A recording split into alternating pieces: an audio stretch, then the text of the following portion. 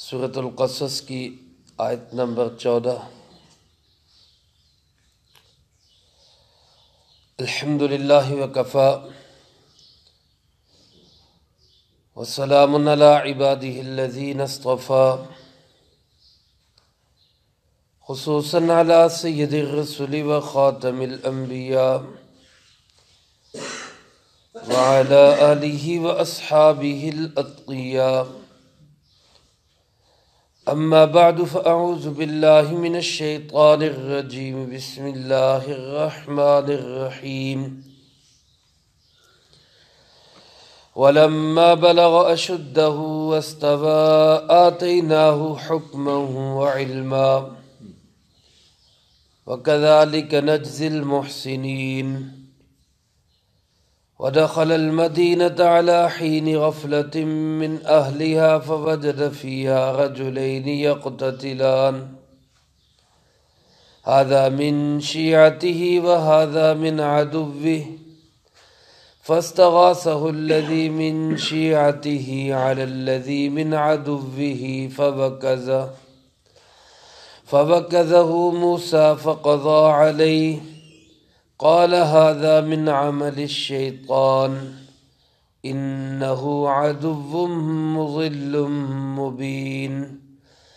قال رب إني ظلمت نفسي فاغفر لي فغفر له إنه هو الغفور الرحيم۔ قال رب بما أنعمت علي فلن أكون ظهيرا للمجرمين۔ ولما بلغ اشدہ، اور جب وہ پہنچا اپنی پختہ عمر کو، واستوى، اور پورا مضبوط ہو گیا، آتیناہ حکما وعلما، تو ہم نے عطا کی اس کو دانائی اور علم، وکذالک نجزی المحسنین، اور اسی طرح ہم بدلہ دیتے ہیں نیکی کرنے والوں کو۔ ودخل المدینۃ علی حین غفلۃ من اہلہا، اور ایک موقع پہ وہ موسیٰ علیہ السلام داخل ہوئے شہر میں ایسے وقت میں جب کہ شہر والے غفلت میں تھے۔ فوجد فیہا رجلین یقتتلان، سو اس نے پایا اس میں دو آدمیوں کو جھگڑتے ہوئے۔ ھذا من شیعتہ وھذا من عدوہ، یہ ایک ان کے گروہ میں سے ہے اور دوسرا ان کے دشمنوں میں سے ہے۔ فاستغاثہ الذی من شیعتہ علی الذی من عدوہ، بس مدد طلب کی اس شخص نے جو ان کے گروہ میں سے ہے اس کے خلاف جو ان کے دشمنوں میں سے ہے۔ فوکزہ موسیٰ، موسیٰ علیہ السلام نے اس کو ایک مکہ مارا۔ فقضى علیہ، اور اس کی موت آ گئی۔ قال هذا من عمل الشیطان، موسیٰ علیہ السلام فرمانے لگے یہ تو کوئی شیطانی کام ہو گیا۔ انہ عدو مضل مبین، بے شک وہ دشمن ہے کھلا گمراہ کرنے والا ہے۔ قال رب انی ظلمت نفسی، اور فوراً کہنے لگے اے میرے پروردگار بے شک میں نے اپنے آپ پہ ظلم کیا۔ فاغفر لی، سو تو مجھے معاف کر دے۔ فغفر لہ، سو اللہ پاک نے ان کو معاف کر دیا۔ انہ هو الغفور الرحیم، کوئی شک نہیں کہ وہ بہت بخشنے والا نہایت ہی رحم کرنے والا ہے۔ قال رب بما انعمت علی، موسیٰ علیہ السلام فرمانے لگے اے میرے پروردگار اس وجہ سے کہ تو نے مجھ پہ بڑے احسانات کیے، فلن اکون ظہیرا للمجرمین، میں عہد کرتا ہوں کہ میں کسی مجرم کا حمایتی نہیں بنوں گا۔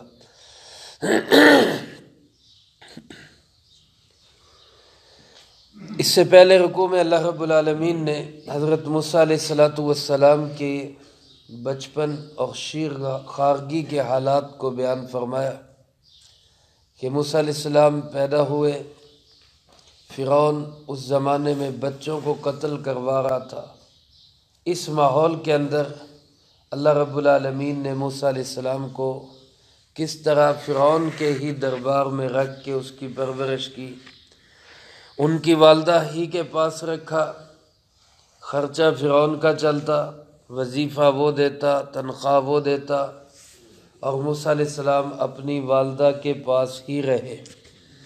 اللہ رب العالمین قادر مطلق ہے، وہ جیسے حالات میں بھی بچانا چاہے وہ بچا لیتا ہے، اس کو پوری قدرت حاصل ہے۔ حضرت موسیٰ علیہ السلام کی شیر خارگی گزری، بچپن سے لڑکپن میں آئے، لڑکپن سے جوانی میں آئے۔ اب ظاہر ہے ایک بادشاہ کا بیٹا، اگرچہ منہ بولا بیٹا تھا لیکن بہرحال فرعون کے بیٹے کے عنوان سے لوگ جانتے تھے، اسی حساب سے پرورش ہوئی، مال و دولت کے اندر پلے بڑھے، بادشاہ کے محل میں جوان ہوئے۔ لیکن اللہ کا نبی جو ہوتا ہے وہ اپنی ابتدا سے آخر تک انتہائی اچھے اور خوبصورت اخلاق والا ہوتا ہے۔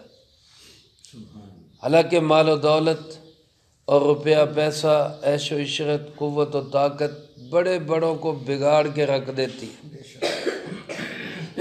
ان کے اخلاق کو متاثر کر دیتی ہے، ان کے اعمال بگڑ جاتے ہیں۔ لیکن اللہ اپنے نبیوں کے اخلاق و اعمال کا خود محافظ ہوتا ہے، بچپن سے لے کر وفات تک اللہ پاک اپنے نبی کے ہر عمل پہ پہرا دیتا ہے۔ مجھے اور آپ کو حکم ہے کہ گناہ کے قریب نہیں جانا، اور وہاں گناہ کو حکم ہوتا ہے خبردار میرے نبی کے قریب نہیں جانا۔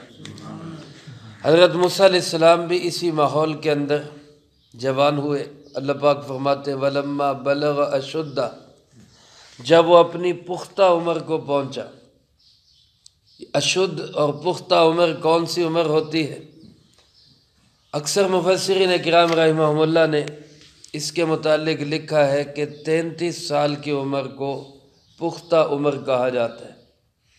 ہر علاقے اور اپنے جسمانی خد و خال کے اعتبار سے عمر کی پختگی مختلف ہو سکتی ہے، لیکن 33 سال کی عمر وہ ہوتی ہے جس میں جا کے انسان کے اعضاء، انسان کی سوچ اور عقل وہ مکمل ہو جاتی ہے، پھر اس سے آگے بڑھ نہیں سکتی۔ پھر آگے لکھا ہے کہ 33 سے 40 سال تک کا جو وقت ہوتا ہے یہ برابری کا ہوتا ہے، یعنی پہلے چڑھتا آ رہا ہے، بچپن، لڑکپن، جوانی اور پھر بھرپور جوانی اوپر کو چڑھتا آ رہا ہے۔ 33 سال میں آگے بریک لگ جاتی ہے، پھر آگے کچھ نہیں بڑھتا، 40 سال تک نہ بڑھتا ہے نہ کم ہوتا ہے، اور پھر 40 سال کراس کرتا ہے تو پھر ہر چیز میں ضعف آنا شروع ہو جاتا ہے، کمزوری آنی شروع ہو جاتی ہے۔ تو 33 سال کی عمر کو کہا جاتا ہے اشد، جب وہ اپنی پختہ عمر کو پہنچ گئے۔ وستوا، یہ برابری کی عمر ہے 33 سے 40 سال تک کی۔ اس کے بعد پھر کہولت شروع ہو جاتی ہے، انسان جو ہے وہ دن بدن پھر کمزوری کی طرف جانے لگتا ہے۔ تو فرمایا جب موسیٰ علیہ السلام 33 سال کی عمر کو پہنچے اور برابری کی عمر پہ آئے تو اللہ فرماتے ہیں آتیناہ حکما وعلما، ہم نے موسیٰ علیہ السلام کو حکمت و دانائی اور سمجھ بھی عطا کی اور علم بھی عطا کیا۔ اللہ نے اپنے نبیوں کو علیہم السلام اکثر کو نبوت تو جو عطا کی ہے وہ 40 سال کی عمر میں عطا کی۔ 40 سال سے پہلے نبوت کسی نبی کو عطا نہیں کی گئی الا ماشاء اللہ، لیکن نبوت سے پہلے ہی اللہ پاک اپنے نبی علیہ السلام کو سمجھ بوجھ، دانائی، حکمت، علم، تدبر اور فہم، ان صفات سے اللہ پہلے ہی نبی کو رنگ دیتے۔ اللہ کا نبی ان صفات سے متصف ہوتا ہے۔ اب حضرات سیرت کے ایک واقعے کو بہت اچھی طرح جانتے ہیں کہ جس وقت ہمارے پیارے آقا جناب محمد کریم صلی اللہ علیہ وسلم تقریباً 25 سال کی عمر تھی آپ کی، بیت اللہ کی تعمیر ہوئی، قریش نے بیت اللہ کو شہید کر کے دوبارہ تعمیر کیا۔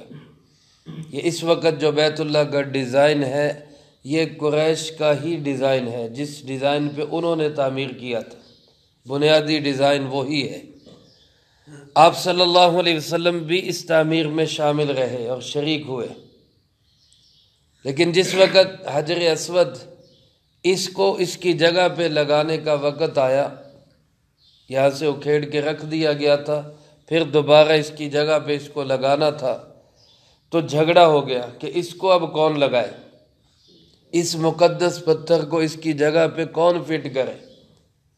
قبائل کے اندر شدید اختلاف ہو گیا، ہر ایک چاہتا تھا کہ یہ سعادت مجھے ملے۔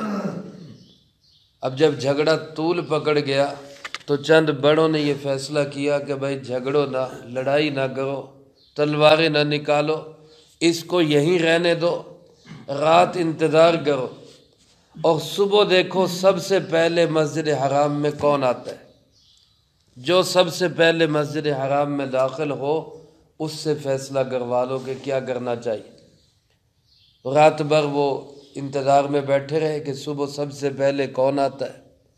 اللہ کی شان، مسجد حرام میں سب سے پہلے جو شخص تشریف لائے وہ ہمارے پیارے آقا جناب محمد کریم صلی اللہ علیہ وسلم۔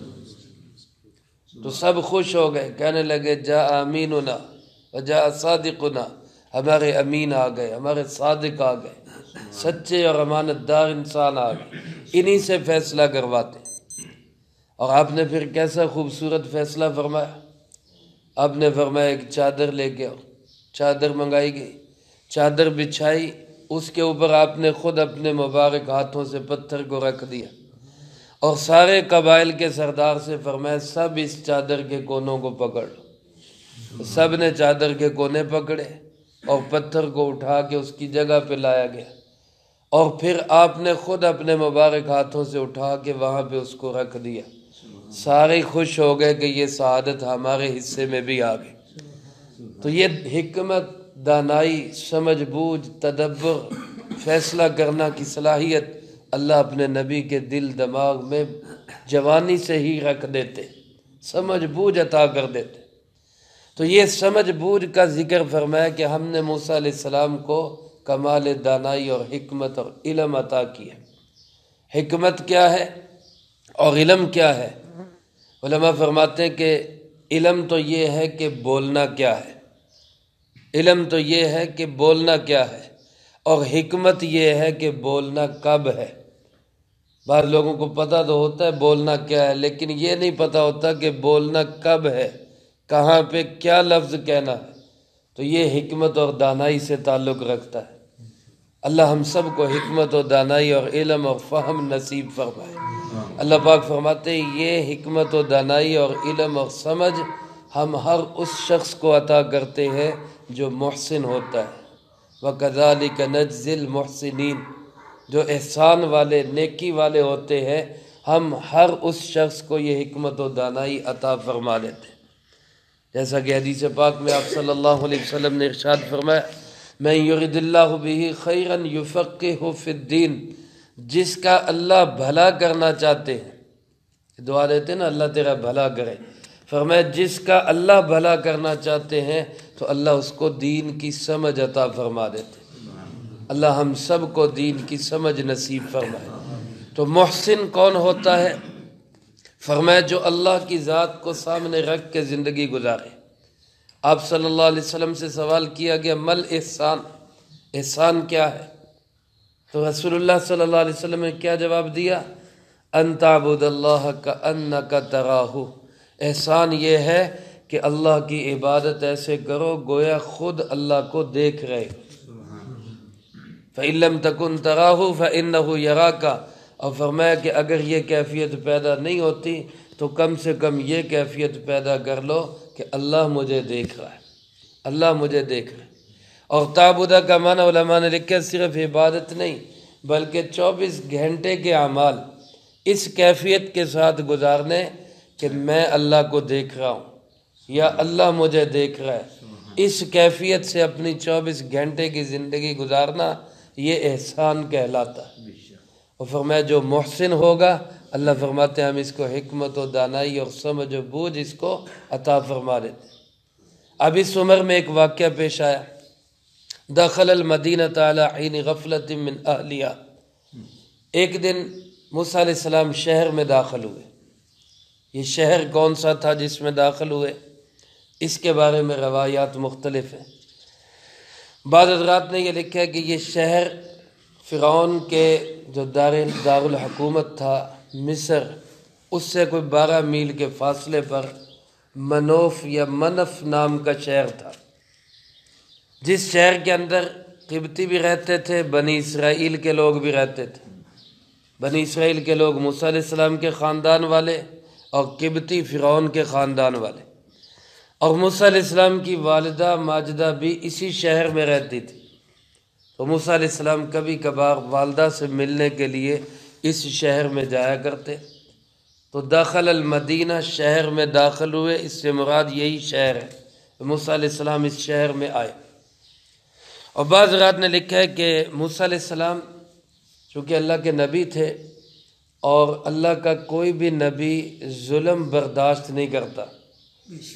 بے شک موسیٰ علیہ السلام کی پرورش فرعون کے محل میں ہوئی تھی، لیکن فرعون جو ظلم و ستم لوگوں پہ کرتا موسیٰ علیہ السلام سے برداشت نہیں ہوتا۔ حضرت امام شاہ ولی اللہ رحمۃ اللہ علیہ نے لکھا ہے، اللہ کے نبیوں کی جو اللہ پاک اپنے انبیاء علیہ السلام کو بھیجتے ہیں، تو اس کے بھیجنے کے جو مقصد ہوتے ہیں ان میں ایک بڑا مقصد کیا ہوتا ہے؟ رفع التظالم فیما بین الناس، لوگوں کے آپس میں جو ایک دوسرے پہ ظلم و ستم ہوتے ہیں، اللہ کے نبی ان ظلم و ستموں کو آ کے ختم کرتے ہیں۔ یہ اللہ کے نبیوں کی بعثت کا ایک بڑا مقصد ہوتا ہے کہ ہر بندہ جو دوسرے بندے پہ کوئی ظلم کر رہا ہے، اللہ کے نبی علیہ السلام اس کو روکتے ہیں کہ یہ ظلم مت کرو۔ تو ظالم کے ساتھی نہیں بنتے بلکہ مظلوم کے ساتھی بنتے، مظلوم کے حمایتی بنتے۔ تو حضرت موسیٰ علیہ السلام بھی فرعون کو ظلم و ستم سے روکتے، ٹوکتے۔ ظاہر بات ہے فرعون کو اس پہ چڑ تھی، پہلے ہی وہ تو بچپن سے ہی قتل کرنا چاہتا تھا، تو موسیٰ علیہ السلام کی ایسی باتوں سے وہ اور سٹ پٹایا، تو اس نے پابندی لگا دی کہ تو آئندہ محل میں نہیں بلکہ مصر شہر میں نہیں آ سکتا۔ موسیٰ علیہ السلام کو نکال دیا، گھر سے بھی نکال دیا، شہر سے بھی نکال دیا۔ تاہم پھر بھی کبھی کبھار موسیٰ علیہ السلام کسی ضرورت کے لیے شہر میں آیا کرتے تھے۔ تو ایسے ہی کسی وقت میں وہ اس مصر شہر کے اندر داخل ہوئے۔ وقت کون سا تھا؟ اللہ پاک فرماتے ہیں علی حین غفلۃ من اہلیہا، وقت ایسا تھا جو شہر والوں کی غفلت کا وقت۔ یہ غفلت کے وقت دو ہو سکتے تھے اس زمانے میں، ایک تو دوپہر کا وقت جب عام طور پہ لوگ کاروبار سے تھک ہار کے قیلولہ کرتے تھے، یا پھر دوسرا رات کا وقت۔ ہمارے ہاں آج کل صبح کا وقت بھی ہوتا ہے، فجر کی نماز اشراق کے بعد اکثر لوگ سو جاتے ہیں، تو غفلت کا وقت وہ بھی ہوتا ہے۔ اگرچہ فجر کے بعد آپ صلی اللہ علیہ وسلم نے سونے سے منع فرمایا، اور یوں فرمایا نومۃ الصبح تمنع الرزق، صبح کا سونا جو ہے یہ رزق کو کم کر دیتا ہے، رزق گھٹا دیتا ہے۔ اس لیے ہمیں کوشش کرنی چاہیے کہ صبح صادق یعنی فجر کا ٹائم ہوتے ہی اٹھ جائیں، اور پھر سورج کے نکلنے تک دوبارہ بستر کے پاس نہ جائیں۔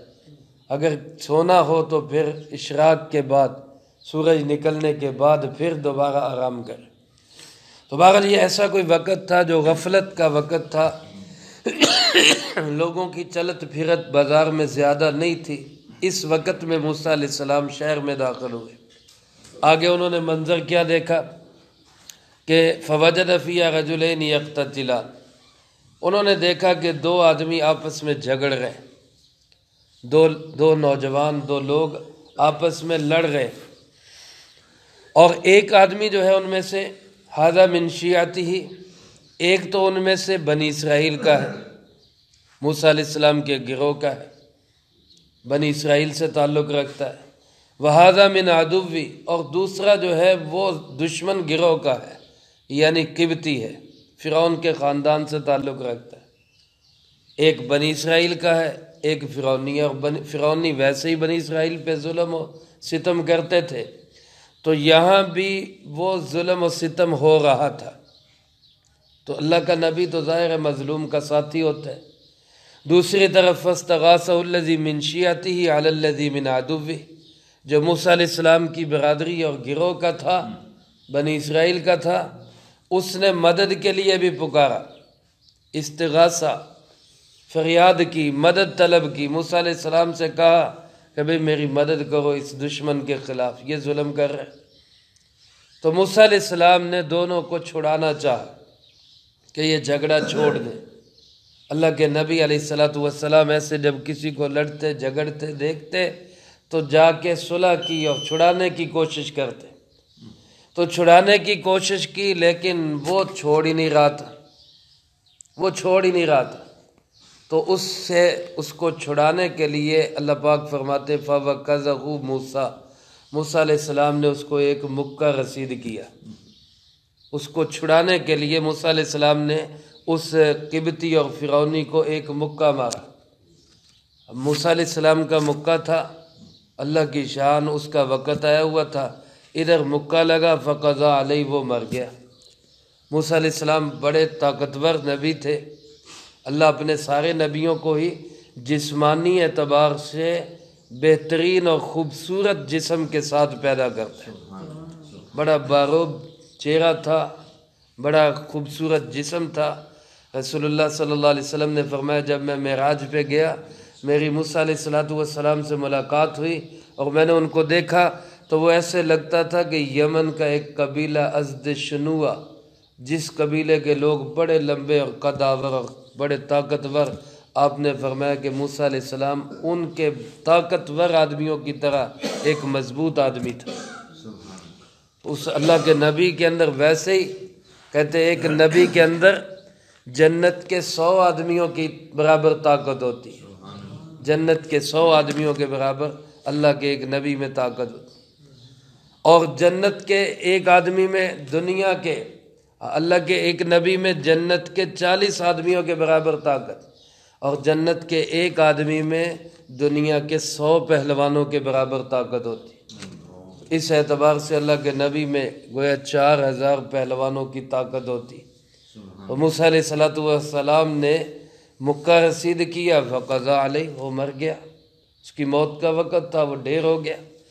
لیکن جیسے ہی موسیٰ علیہ السلام نے یہ دیکھا، چونکہ ارادہ تو مارنے کا نہیں تھا، تو مارنا تو نہیں چاہتے تھے، وہ تو مکہ رسید کیا کہ یہ چھوڑ دے، لیکن اس کی آئی ہوئی تھی، وہ مر گیا، تو فوراً کہنے لگے ھذا من عمل الشیطان، یہ تو کوئی شیطانی کام ہو گیا، یہ تو کوئی شیطانی اثر ہو گیا، یہ غلطی ہو گئی۔ اب یہ نہیں کہ اپنی غلطی کی دلیلیں دینے لگ گئے، فوراً ہی اس کو کہا یہ شیطانی کام ہو گیا، انہ عدو مضل مبین، شیطان کھلا دشمن ہے، گمراہ کرنے والا ہے، اور اس کے پیچھے نہیں لگنا چاہیے تھا۔ تو فوراً اللہ سے معافی مانگی، ربی انی ظلمت نفسی، اے اللہ میں اپنی جان پہ بڑا ظلم کر بیٹھا، میں نے اپنے آپ پہ بہت بڑا ظلم کر لیا، فاغفر لی، تو مجھے معاف کر دے۔ جب غلطی ہو جائے تو فوراً انسان کو اللہ سے توبہ کر لینی چاہیے، فوراً توبہ کر لینی چاہیے، اللہ پاک فوراً ہی معاف فرما دیتے۔ لیکن اگر انسان غلطی اور گناہ کر کے اس کی حجتیں کرنے لگ جائے، نہیں جی یہ تو ایسا تھا جی، میں تو ایسے کر گیا جی، میں تو مجبور تھا جی، مجھ سے یہ ہو گیا جی، نہیں میں نے نہیں کیا جی، جان بوجھ کے نہیں کیا جی، تو یہ شیطانی کام ہوتے ہیں۔ آدم علیہ السلام سے ایک لغزش ہوئی، اللہ نے درخت سے منع کیا، انہوں نے درخت کو استعمال کر لیا، لیکن فوراً ہی کیا کہا، ربنا ظلمنا انفسنا وَإِن لَّمْ تَغْفِرْ لَنَا وَتَرْحَمْنَا لَنَكُونَنَّ مِنَ الْخَاسِرِينَ، اے اللہ معاف کر دے، بڑا ظلم کر لیا۔ یونس علیہ السلام سے خطا ہوئی تو فوراً کیا کہا، لا الہ الا انت سبحانک انی کنت من الظالمین، میں نے ہی ظلم کیا، اللہ تو معاف کر دے۔ دوسری طرف شیطان سے غلطی ہوئی، اللہ پاک نے فرمایا آدم کو سجدہ کرو، اس نے کہا نہیں کرتا، نہیں کیا۔ تو کیوں نہیں کیا؟ جب اللہ پاک نے پوچھا بھئی کیوں سجدہ نہیں کر رہا، تو کیا کہنے لگا؟ انا خیر من، میں کیوں اس کو سجدہ کروں، میں تو اس سے اچھا ہوں، میں تو اس سے اعلیٰ ہوں، اور میں اس کو کیوں سجدہ کروں؟ تو حجتیں کرنے لگ گیا۔ اس کا نتیجہ کیا ہوا کہ شیطان بن گیا، اللہ کی رحمت سے دور ہو گیا، اللہ کے غضب کا مستحق بن گیا۔ تو مومن کا کام یہ ہوتا ہے کہ غلطی ہو جائے تو فوراً کیا کر لے؟ توبہ کر لے۔ ہم بھی اللہ پاک سے بالخصوص ان دنوں میں بار بار توبہ کریں، معافی مانگیں، اللہ ہم سے راضی ہو جائے اور ان سارے عذاب کی شکلوں کو اللہ ہم سے ہٹا دے۔ موسیٰ علیہ السلام نے توبہ کی، معافی مانگی، اللہ فرماتے ہیں فغفر لہ، اللہ نے دیر نہیں کی، فوراً ہی اللہ نے معاف کر دیا، کیونکہ انہ هو الغفور الرحیم، اللہ بڑا ہی بخشنے والا اور بڑا ہی رحم کرنے والا۔ وہ تو خود کہتا ہے ما یفعل اللہ بعذابکم ان شکرتم وآمنتم، مجھے کیا ملے گا تمہیں عذاب دے کے اگر تم شکر گزار بندے بن جاؤ، تم شکر کرنے والے بن جاؤ تو میں کیا کروں گا تمہیں عذاب دے کے۔ اللہ ہمیں اپنے شکر گزار بندوں میں شامل فرمائے۔ اور موسیٰ علیہ السلام نے فوراً عہد کیا ربی بما انعمت علیہ، اے میرے پروردگار تو نے مجھ پر بڑے احسانات کیے، بچپن سے لے کر اب تک احسانات ہو رہے، اور اب یہ ایک اور احسان کیا کہ مجھے معاف کر دیا، میں بھی اب عہد کرتا ہوں کہ فلن اکون ظہیرا للمجرمین، آج کے بعد میں کسی مجرم کا حمایتی نہیں بنوں گا، کسی مجرم کی مدد نہیں کروں گا۔ یہاں بھی علماء فرماتے کہ موسیٰ علیہ السلام نے اس کو مظلوم سمجھ کے ہی مدد کی تھی، مجرم ہوتا تو کبھی مدد نہ کرتے، لیکن بعد میں پتہ چلا، اگلے دن پھر وہ آدمی کسی سے لڑ رہا ہے تو موسیٰ علیہ السلام کو پتہ چلا کہ اصل قصوروار تو یہی ہے۔ یا بعض علماء نے لکھا ہے کہ یہ بنی اسرائیلی بھی تھا لیکن یہ مسلمان نہیں تھا، اس لیے موسیٰ علیہ السلام نے کہا کہ میں آئندہ کسی بھی مجرم کا حمایتی نہیں بنوں گا۔ اسی سے علماء نے نتیجہ اخذ کیا ہے کہ اہل ایمان کو کسی ظالم کا حمایتی نہیں بننا چاہیے، کسی مجرم اور گناہ گار کا طرفدار نہیں بننا چاہیے۔ مسلمان کا کام یہ ہوتا ہے کہ وہ مظلوم کا ساتھ دے، ظالم کا ساتھ نہ دے۔ اللہ مجھے آپ کو سب کو یہ صفات نصیب فرمائے۔ اب موسیٰ علیہ السلام اگلے دن پھر شہر میں داخل ہوئے تو پھر ایک اور عجیب منظر دیکھا۔ وہ منظر کیا تھا اس کا تذکرہ اللہ پاک نے اگلی آیات میں کیا ہے، وہ انشاءاللہ اگلی فرصت میں آئے گا۔ اللہ پاک سے دعا اللہ مجھے آپ کو سب کو قرآن و سنت کی صحیح سمجھ نصیب فرمائے، جو کہا سنا اس کو زندگی میں لا کے دوسروں تک پہنچانے کی توفیق